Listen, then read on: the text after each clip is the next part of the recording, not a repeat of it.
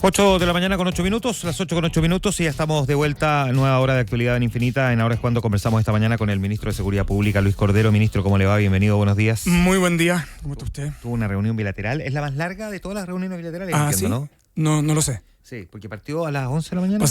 Partimos a las 11 de la mañana y terminamos a las 7. Sí. Claro, duró 8 horas. Sí, entiendo que no ha habido ninguna tan extensa como la de usted ayer con Trinidad Steiner, la futura ministra que ocupará el cargo a partir del 11 de marzo. Sí, pero puede ser en parte porque cuando conversamos puede ser en parte porque hablamos lento, ¿no? Para preparar la reunión, tomamos la decisión que estuvieran los dos subsecretarios, pero además que se rindiera, que habláramos del traspaso de los temas del ministerio y su instalación, de las subsecretarías de ambas, pero también de los servicios dependientes. Entonces una sección destinada a Carabineros, otra a la Policía de Investigaciones y la última a la Agencia de Ciberseguridad. Que entiendo que estuvieron presentes en algún momento también. Cada uno en esos bloques estuvieron los representantes de las instituciones. Entonces, sí, fue una reunión larga, pero por la manera en que estaba diseñada y estructurada, para que las autoridades entrantes tuvieran de una sola vez un panorama general, no solo del ministerio, sino que del sector, que yo creo que era lo importante. Claro, porque entiendo que en otros ministerios hay reuniones secundarias que se van efectuando con posterioridad. Aquí se hizo, digamos, el grueso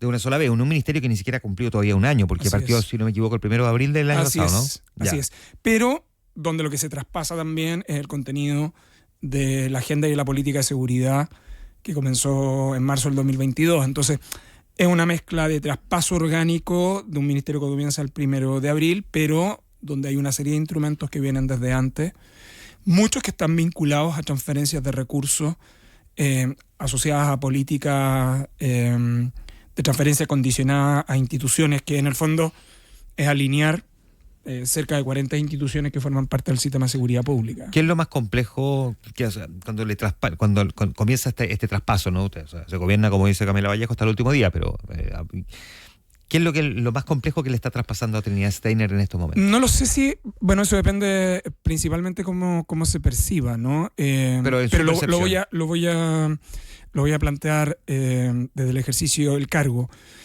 Este cargo se ejerce hasta el último minuto del 11 de marzo, principalmente porque es un sector que, además de gestionar una política de Estado permanente, gestiona contingencia diaria, en el fondo, en materia de seguridad. Y cuando digo gestiona en materia de seguridad, no me estoy refiriendo a hechos policiales, me estoy refiriendo también a coordinar la intervención de un conjunto de organismos públicos que se deben realizar y no se pueden postergar. Y yo diría que probablemente uno de los énfasis mayores es tratar de mostrar la visión global de cómo intervienen todas esas instituciones y cómo uno tiene que buscar un mecanismo de gestión integrada, ¿no? Es como el gran desafío que tiene el Ministerio de Seguridad. Porque además, como está, no voy a decir en rodaje, pero como está ayornándose en su funcionamiento, me imagino que todavía no necesariamente todo funciona lo suficientemente aceitado, ¿no? Porque hay cosas que uno va corrigiendo en el camino. Sí, ahora, lo que hay es que este es un ministerio que no tuvo marcha blanca. No. Y lo segundo es que hay buenas prácticas de gestión administrativa que se han implementado, que es conveniente no perderlas.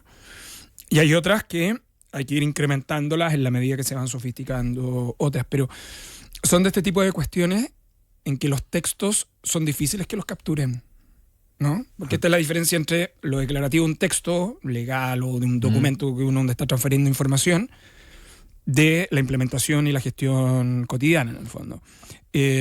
Así que por eso era tan importante también que estuviesen los dos subsecretarios entrantes y los dos que están desempeñando el cargo en la actualidad. Este es un ministerio que, a diferencia de otros en los que eventualmente uno podría imaginar que una cierta impronta político-ideológica incluso puede poner más énfasis en un aspecto y no en otro. Hemos visto las discusiones que hay en torno a cultura, el Ministerio de la Mujer, incluso podemos discutir en materia de educación. En el Ministerio de Seguridad da la sensación de que no hay mucho margen para eso, ¿o sí? Yo creo que no, entre otras, porque toda la discusión de enfoques se dio estos años a propósito de la agenda legislativa en materia de seguridad. Uh-huh.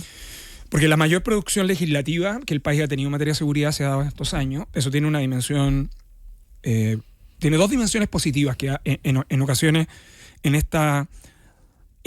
como cultura nacional de ser autoflagelante. En ocasiones evitamos mirar las cosas buenas que hacemos.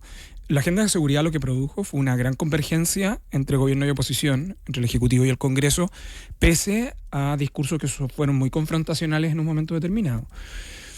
Y se pudieron arribar a más de 70 leyes. El problema no es la cantidad, es que la producción legislativa, en términos sustantivos, implicó reformas que el país quería desear hace mucho tiempo y no había logrado.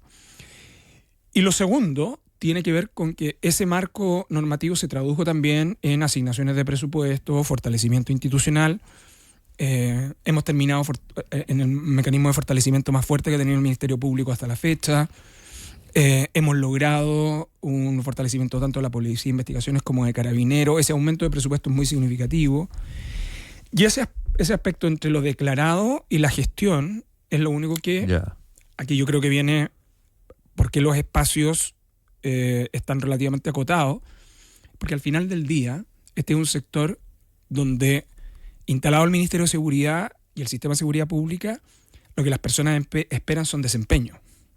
Entonces, por eso estas son las cifras, estas son las metas, y por eso el sistema, finalmente el Congreso lo diseñó de esa manera, ¿no? Usted tiene un Ministerio de Seguridad que gestiona un sistema al cual tiene que estar asociada una política con unos objetivos, con unas metas y con unos indicadores que permiten mirar el impacto de la intervención estatal, que yo creo que eso es lo relevante. No es que usted hizo todos los esfuerzos, sino que cuáles son los impactos que genuinamente va a tener. Se lo pregunto ya, pasémonos entonces a ese mismo punto. ¿Cuál diría usted que hoy día es el principal indicador que permite afirmar que la seguridad en Chile está mejorando? Yo diría que hay 4 o 5. El primero, que tiene que ver con las líneas de base de cuando comenzó esta administración. Nosotros comenzamos en marzo del 2022 por distintos tipos de razones. Yo creo que siempre hay que tener cuidado, que este es el escenario que el país enfrentaba en marzo del 2022, que no es lo mismo que sea responsabilidad del gobierno anterior. Uh-huh. Y quiero precisarlo después por qué. En marzo del 2022 nosotros teníamos una cantidad muy significativa de ingresos irregulares. Probablemente el 2021 cerró con la mayor alza que había tenido el país en ese momento. En segundo lugar, teníamos una cantidad de violencia y terrorismo en la macrozona sur muy significativa. En tercer lugar, nosotros veníamos con un alza de homicidios sostenido. Y en cuarto lugar, nosotros teníamos un aumento de los delitos violentos que tenía una proyección en materia de temor.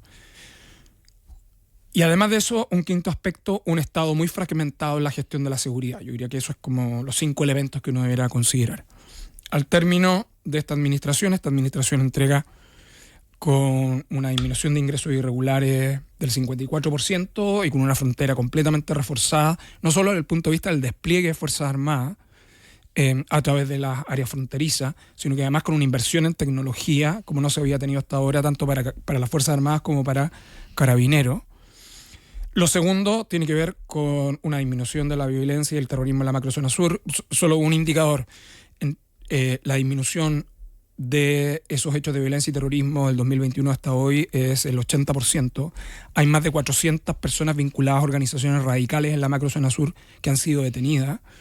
Y quiero entregar un dato que me parece que no es trivial, con bajos niveles de letalidad, es decir, con un bajo nivel durante este periodo de personas afectadas o heridas. Y eso es bien relevante desde el punto de vista de la forma y modo en que han intervenido las fuerzas policiales y las Fuerzas Armadas. En tercer lugar, la disminución de homicidios ha sido muy evidente. El pic del país lo tuvo el 2022 de 6.7 por cada 100.000 habitantes. Cerramos el año 2025 con 5.4 y ese es un número que debiera seguir bajando. Lo relevante, sin embargo, que ese número es relevante, es que esa tendencia al alza que venía el 2018 se quebró y ya tenemos 3 años sostenidos de baja y los primeros semanas de este año sigue mostrando una baja. Y eso tiene que ver con intervenciones policiales estratégicas, además acompañada de persecución penal también inteligente. En el caso de delitos violentos también ha existido una disminución, yo diría particularmente los delitos violentos contra la propiedad, que son los que tienen un indicador de daño social que son muy relevantes. Sin embargo, hay 2 tipos de delitos que han aumentado, pero han aumentado por estrategias de persecución penal, que es droga y armas, porque ahí tanto las policías como el Ministerio Público han focalizado activamente. Y termina con un modelo de gestión pública en materia de seguridad integrado. Es decir, hoy día es imposible para ninguna institución que forma parte del ecosistema de seguridad pública entender que su función en materia de seguridad se logra individualmente, en el fondo, ¿no? Esto es muy relevante para instituciones no solo como las policías, sino que la unidad de análisis financiero, aduana, impuestos internos, etcétera. Y voy a ir a eso en un momento más. Déjame eso, solo porque el ojo pendiente decía que no es lo mismo decir que el 2022 teníamos un pic a decir que es responsabilidad del gobierno anterior, del presidente Piñera. Y por una razón muy, muy simple, la administración del presidente Piñera enfrentó dos problemas que son relativamente similares en otros países del mundo que se comportaron de modo similar. Pero el primero es una administración que enfrentó una crisis migratoria en un país vecino que produjo la gran diáspora venezolana. No es menor porque más o menos toda la evidencia lo que dice es que cuando usted tiene un proceso migratorio crítico, cerca del 80% está dentro del área de influencia de ese país o de la región, ¿no?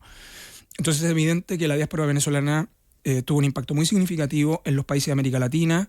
Eso es muy evidente en Colombia, y Chile tuvo ese impacto, en el fondo, ¿no? Con una regulación migratoria que, por cierto, no estaba en condiciones de hacerse cargo de eso. La segunda es que esos fenómenos migratorios fueron utilizados por las organizaciones criminales para su expansión, que no es lo mismo que decir que migración es igual a delincuencia. Los fenómenos migratorios masivos son utilizados por organizaciones criminales principalmente para explotar a los migrantes. Y hacerlos traficar droga y todo eso. Esencialmente para explotar migrantes. Entonces, por esos delitos que no teníamos se producen ahí, ¿no? Entonces, tráfico de migrantes, trata de personas, extorsiones, etc. Y lo siguiente es que hay un fenómeno post-pandemia, desde el punto de vista de seguridad, que no solo lo vivió Chile, sino que lo ha vivido buena parte de los países del mundo, que tuvo que ver con el retraimiento estatal, foco en política sanitaria, en recursos y en intervención estatal, y por lo tanto un copamiento de esos espacios que antes ocupaba el Estado y que luego empezaron a ocupar organizaciones criminales. Por eso, si uno mira con un poquito más de altura de mira, se va a dar cuenta que este fenómeno es la principal discusión en Europa, en Francia, en Bélgica, en Italia, en América Latina, por cierto, porque los datos en el último tiempo es que hay menos hectáreas de drogas, pero mayor producción. Y Chile limita con dos productores de droga, que es Perú y Bolivia, y tiene uno próximo, que es Colombia. Entonces, y tiene infraestructura, que es estratégica, como los puertos, que el país tiene que estar con mucha atención. Entonces, cuando digo, este es el fenómeno que el país enfrentaba, y por eso uno tiene que tener mucho cuidado con responsabilizar a la administración anterior, es porque esa administración enfrentó dos condiciones fácticas externas que son relativamente similares a las que vivieron el resto de los países del mundo. Yo creo que lo que uno tiene que poner énfasis es, frente a eso, ¿el sistema institucional chileno se paralizó o tomó decisiones? Y la reacción del sistema institucional chileno, más allá de los discursos confrontacionales, es que el gobierno y la oposición tomaron acuerdos, y el Ejecutivo y el Congreso avanzaron en eso.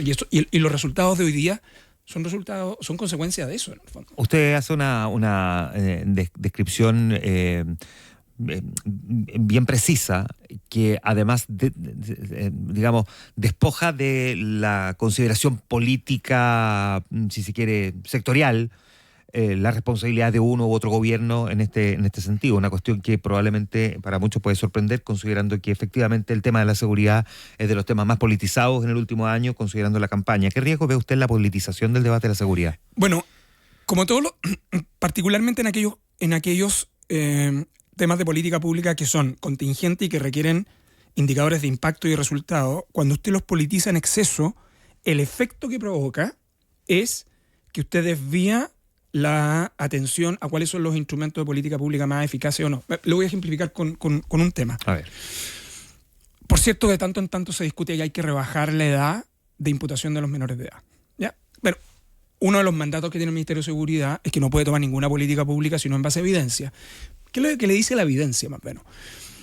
Carabineros de Chile dispone de un registro que finalmente se pudo consolidar el año 2025 hacia el Estado, particularmente hacia la Subsecretaría de Prevención del Delito, que es el Plan 24 Horas, que en resumen lo que hace es que registra cualquier menor de 18 años que ingresó a una comisaría en las últimas 24 horas. Bueno, ¿qué nos dicen las cifras más o menos? El año 2025 es el año probablemente de mayores ingresos, son 58.000 niños, niñas, adolescentes que ingresaron a una comisaría, pero que supusieron pasos por una comisaría por cerca de 90.000, es decir, varios de ellos ingresaron más de una vez. En segundo lugar, la principal razón por la cual ingresan niños, niñas, adolescentes a una comisaría es por vulneración de derechos. Cerca del 73% ingresa por vulneración de derechos. Y por lo tanto, hay un 22% aproximadamente que solo ingresa por infracción. Y cuando uno toma los datos de cuánto representa de esos infractores de ley inimputables, es decir, que son menores de 13 años, solo el 6%. Entonces, la pregunta, y le entrego un dato adicional. Respecto de los niños, niñas, adolescentes, cuando inician sus carreras delictuales, según las cifras que tenemos históricas de Carabineros, lo que nos muestra es que las carreras delictuales comienzan, habitualmente sus primeros delitos los cometen en 2 kilómetros a la redonda de su domicilio. Yeah. Entonces, dicho de otro modo, ¿qué es más eficaz desde la política pública? ¿Reducir la edad de imputabilidad penal? ¿O más bien, sabiendo que es un número muy acotado y sabiendo dónde viven, porque tenemos sus datos, porque ingresaron al sistema 24 horas, buscar mecanismos de intervención a esos niños, niñas, adolescentes, particularmente el trabajo con su familia y también el conjunto de prestaciones que puede hacer el municipio a nivel local? Lo digo en el siguiente sentido, en el sentido que las políticas de seguridad lo que buscan en este ámbito, estoy ejemplificando simplemente acá, es que esos niños no comiencen sus carreras delictuales. Ya, eso es un ejemplo, pero vuelvo entonces a la pregunta original. ¿Cuál es el riesgo que se corre cuando se politiza el tema de la seguridad? Cuando se politiza, o cuando...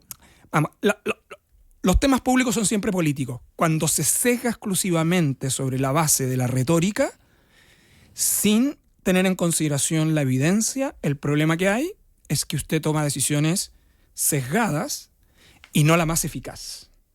Y eso tiene un problema, porque al final del día lo que usted quiere en seguridad es que sus indicadores mejoren. Entonces, si usted lo toma con su sesgo, no va a estar considerando los impactos que efectivamente tiene desde el punto de vista de los datos que le está entregando. Y además, los recursos públicos son limitados. Entonces, cuando digo recursos públicos, no solo el presupuesto, el número de policías que tenemos limitado, el número de prestaciones municipales son limitadas, sanitaria, educativa. Entonces usted tiene que tomar la decisión más costo efectiva. Y la única manera que puede hacer eso es mirando los datos de la realidad, desprendiéndose, por cierto, de los sesgos en los cuales uno puede tener primariamente. Considerando que el presidente electo hizo campaña fundamentalmente en temas en materia de seguridad, una cuestión que por supuesto lo llevó a la lógica de su propia interpretación política respecto a la realidad chilena. Y luego nombra a Trinidad Steiner como ministra de Seguridad. ¿Cómo mira usted esa designación en ese contexto que yo le estoy describiendo, que tiene que ver con una cuestión muy política? Sí, pero toma la decisión de tomar a una persona, de designar como ministra de Seguridad a una persona que viene del mundo de la persecución penal, que conoce el mundo de la persecución penal. Ella, yo lo he dicho antes, no solo yo conozco su trayectoria y su trabajo, que ha sido muy destacado, sino que además conoce muy bien los límites del sistema de persecución penal, porque aquí lo que está detrás de esto, que es un elemento que es clave, seguridad pública no es solo control policial y persecución penal. Hay un conjunto de otras variables que uno tiene que tener en consideración, ¿no? Y yo creo que esa experiencia previa, en algún sentido, creo que yo vuelve las cosas a la idea de que son los datos, es la evidencia disponible las que nos permiten tomar mejores decisiones, más allá de la retórica de los discursos de campaña. Yo creo, las personas ganan sus campañas con la retórica de la campaña, pero gobiernan con el país que enfrentan, no con el país que les gustaría. Y yo creo que esa una de las ventajas que tiene que la oposición sea gobierno, y la lógica detrás de la alternancia de poder es que después de un ciclo todos más o menos tienen experiencia en el Estado y por lo tanto todos tienen relativamente claridad hasta dónde es posible los desempeños públicos, dónde son posibles desempeñar, y que buena parte de esto tiene que ver con el pragmatismo de la gestión más que con la retórica la campaña. Ya. ¿A usted no le hizo ruido que terminara siendo una fiscal? Porque hubo una discusión respecto de que una figura política va a buscar a alguien al Ministerio Público para llevarlo a la política. No, a mí lo que más me preocupaba, yo lo dije en otro momento, era que en la etapa, si bien el Ministerio de Seguridad Pública está con esto ya implementado y la próxima administración recibe todos los instrumentos ya en ejecución, yo lo dije en otro momento, mi principal preocupación era que el Ministerio de Seguridad estuviese a cargo de un exfuncionario policial o de las Fuerzas Armadas. Por una razón muy simple, porque el Ministerio de Seguridad no es un ministerio operativo, es un ministerio de gestión de política pública, pero que uno de sus roles centrales tiene que ver con el control de las fuerzas de orden y seguridad. Y las experiencias comparadas es que cuando personas que vienen de las filas son los organismos superiores, se producen efectos endogámicos que son muy complejos. Y Chile tiene una larga tradición, y yo creo que el presidente electo respetó esa tradición, también en materia de defensa. Desde el retorno a la democracia, todos los gobiernos democráticos han nombrado en sus ministerios de defensa siempre a un civil. Ya, pero que no lo haya hecho no significa que necesariamente no genere un ruido que haya ido sí al Ministerio Público. Me parece que era, era una de las alternativas. A mí no me hace ruido. Yo lo único que he dicho es que hay que tener, desde el punto de vista de las expectativas públicas, hay que tener con cuidado con pedirle a la futura ministra que en el cargo de ministra de Seguridad pueda tener los mismos desempeños como fiscal regional. Son dos atribuciones completamente distintas. De hecho, en este cargo hay un conjunto de elementos en los cuales uno no se puede involucrar y que sí lo podía hacer cuando una persona es fiscal. Yo tomaría más bien el activo que implica haberse desempeñado por largo tiempo en el Ministerio Público como una contribución a seguir mejorando la agenda de seguridad. Un par de cosas antes de hacerle la pregunta, la gran pregunta final, ministro. Estamos con el ministro de Seguridad Pública, Luis Cordero. Tuvimos ayer un nuevo episodio, al menos un nuevo episodio marcado en términos, digamos, muy comunicacionales de Encerrona, ¿no? Que afectó a la actriz y conductora Macarena Tondró. Además, en un punto en el que al menos yo no tenía antecedentes de que se estuvieran generando encerronas allí en Vespucio Oriente, sí, con la Costanera Norte. Ya, ayer el diario La Tercera publicaba un artículo sobre la década de la encerrona. Hoy, ¿en qué momento estamos de uno de los delitos probablemente que más temor produce en la ciudadanía? A partir de episodios como exponer a la familia y la familia extendida, incluyendo las mascotas, y haber perdido a una de sus perros. Uno de los aspectos más difíciles en seguridad, fíjese que es la comunicación. Porque cuando hablamos de seguridad a partir de un evento donde hay una víctima, y esa víctima involucra a la familia y todo su entorno, lo que uno tiene que tener mucho cuidado es tratar de, cuando uno habla de los datos, como que esas situaciones en particular no importaran. Yo creo que en materia de seguridad uno tiene que tener mucho cuidado en general, porque cada delito, especialmente los delitos violentos, generan un daño muy significativo en la sociedad, en la víctima, pero sobre todo en los entornos, en el fondo. Y dicho eso, uno no puede sino solidarizar y empatizar con cada una de las víctimas en ese ámbito. ¿Y por qué lo hago? Porque efectivamente ha sido una década encerrona que esto tiene que ver con oportunidad, perfiles de quienes intervienen, diseño urbano e intervención policial. ¿Por qué? Porque las encerronas se dan respecto a un tipo de delito que supone la sustracción de un vehículo que tiene una fácil reducción, por eso son determinados tipos de perfiles de vehículos. 2, que se realizan con mucha violencia. 3, que se realizan en espacios o en diseños urbanos que permiten una rápida escapatoria, por eso no se realizan en cualquier lugar. Y por último, en consecuencia, requieren de intervenciones policiales que dan cuenta de la parametrización, ¿no? Entonces, este es un tipo de delito que ocurre en determinados lugares, en determinados horarios, y los autores son de perfiles muy acotados. Regularmente este es un delito que está vinculado a adolescentes o jóvenes, en el fondo. Entonces, durante el último tiempo, Carabineros ha diseñado que es el plan antiencerronas. Ese plan antiencerronas supone esta identificación, que son horarios, perfiles y lugares.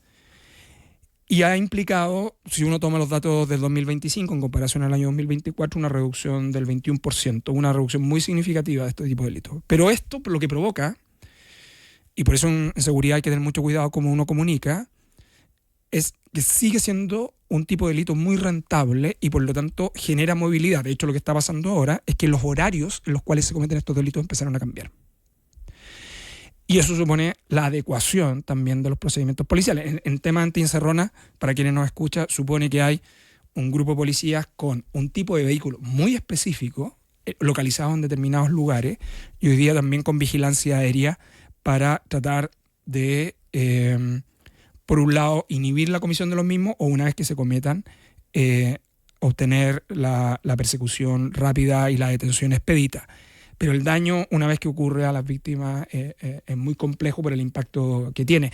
Pero es un tipo de delito de los cuales el año 2025 se ha notado un descenso muy relevante, pero, de nuevo, un hecho con esa violencia, lo que hace, por cierto, es que esas cifras que son importantes, claro, quedan como un dato marginal al lado de la situación de la víctima. Vamos a tener tiempo seguramente de conversar en la siguiente semana, ministro, una vez que ya haya dejado el cargo, pero sí déjeme preguntarle esto. ¿Usted qué siente que le quedó pendiente, que le hubiese gustado poder sacar adelante? Que es por una cuestión de tiempo o de voluntad política del Congreso, no sé, que no pudo avanzar. En un ministerio que, insisto, lleva menos de un año. Sí. Bueno, en mi caso tengo como sentimientos encontrados, ¿no? Porque yo, para mí sigue siendo importante, no nostálgico, pero sigue siendo relevante desde el punto de vista profesional y personal mi paso por el Ministerio de Justicia. Y yo creo, por estas cosas de la vida, soy un gran agradecido porque al final como que han cerrado las cosas, haber pasado por justicia y haber estado en seguridad, un tránsito en interior, me da una dimensión del funcionamiento del Estado de Derecho que de verdad me siento bien privilegiado en haber sido testigo directo de esa gestión. Yo creo que en seguridad el mandato que me dio el presidente de implementación, yo creo que lo hemos cumplido. Quizás simplemente lo que me hubiese gustado tener es un poco más de tiempo en persuadir y en trabajar más sobre la relevancia de los impactos de prevención en el fondo, ¿no? Esto es como en cárceles, ¿por qué es tan relevante la reinserción? Así como no sacamos nada con seguir metiendo personas a la cárcel si no tenemos en consideración que esas personas van a salir y que nosotros tenemos que insertarlas a la sociedad de modo de evitar que sigan en el ciclo de los delitos. En el caso de prevención, yo creo que lo clave con la evidencia que tenemos es tener mecanismos mucho más robustos de intervención para interrumpir o impedir carreras criminales en el caso de niños, niñas y adolescentes. Y una nota al margen, sí me quedo con lo que yo creo que es una deuda pendiente del Estado de Chile. Me parece que el número de mujeres encarceladas en nuestro país es demasiado alto. El principal delito de las mujeres que están encarceladas es droga y no se les permite, sobre todo en el caso de las mujeres extranjeras, ser expulsadas del país hasta que no cumplan sus condenas. Entonces es un problema de arraigo, hay un tema de hijos ahí y yo creo que ahí estamos generando una consecuencia que tiene impactos muy negativos en el largo plazo. Ministro Luis Cordero, ¿qué hace del 12 de marzo? Entiendo que esa semana comienza... Bueno, yo sigo en mis clases en la facultad. Comienzo a dar mi curso del magíster, que lo había dejado, pero mi curso del pregrado yo lo había seguido dando compartido, pero lo sigo dando ahora íntegramente. Doy mi curso en el magíster y a partir del 12 empezaré a ordenar mis cosas